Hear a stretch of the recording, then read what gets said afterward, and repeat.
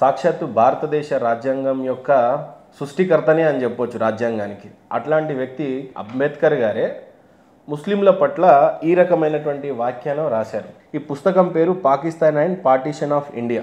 ఇందులో అంబేద్కర్ గారు ఏం రాశారని నాకన్నా కూడా పేజ్ నంబర్తో సహా ఉంది. వీలైతే మీరే చదివి మిగిలిన ముస్లింల గురించి ఉద్దేశించి రాసినటువంటి పుస్తకం అనవచ్చా ఏంటో చూడండి ప్లీజ్. పుస్తకం Pakistan and partition of India, రచయిత పేరు బిఆర్ అంబేద్కర్. యాక్చువల్గా ఈ బుక్లో అంబేద్కర్ గారు రాసినటువంటి ఏ విషయాన్ని కూడా ఖురాన్ రిఫరెన్స్ కానీ హదీస్ రిఫరెన్స్ కానీ ఇవ్వకుండా రాసేశారు.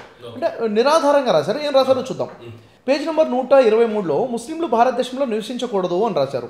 అంటే ముస్లింలు భారతదేశంలో నివసించకూడదు అన్నప్పుడు భారతదేశంలో రాజ్యాంగం ఉండి ముస్లింల కోసం హక్కులు కూడా అంబేద్కర్ గారే రాశారు. ముస్లింలకు ప్రత్యేకంగా ఈ హక్కులు ఉన్నాయి, అందరూ సమానమే అని రాశారు. దీనికి సెల్ఫ్ కాంట్రడిక్షన్ అవుతుంది, మొదటి విషయము.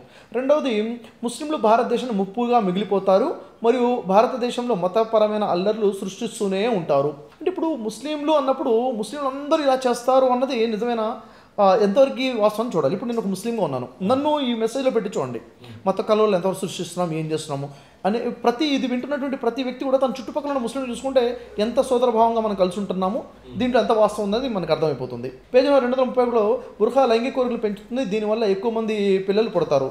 మరి బుర్ఖా లైంగిక కోరికలు పెంచుతుందంటే బట్టలు కూడా వేసుకోకుండా తిరగాలి, లైంగిక కోరికలు ఉండకుండా ఉండాలంటే.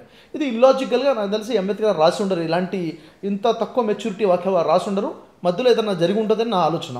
ముస్లింలు సంఘ సంస్కరణ మరియు విజ్ఞాన శాస్త్రానికి బలమైన వ్యతిరేకులు.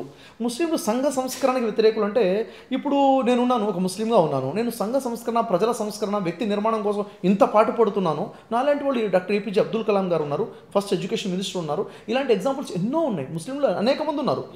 మరి ఇది అంటే ఒక ఇంటలెక్చువల్ పర్సన్ అయితే ఇలా రాయరు. నా ఉద్దేశం కూడా ఏంటంటే ఒకసారి అయితే ఇంకా ముస్లింలు తమ షరియా చట్టాన్ని భారత చట్టం మరియు రాజ్యాంగం కంటే ఎక్కువగా పరిగణిస్తారు.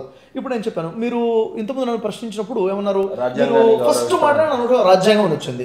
అంటే ఈ మాట ఖండించబడుతుంది, అంటే వితౌట్ ప్రూఫ్ గా రాయబడినటువంటిది ఇది, అంతే.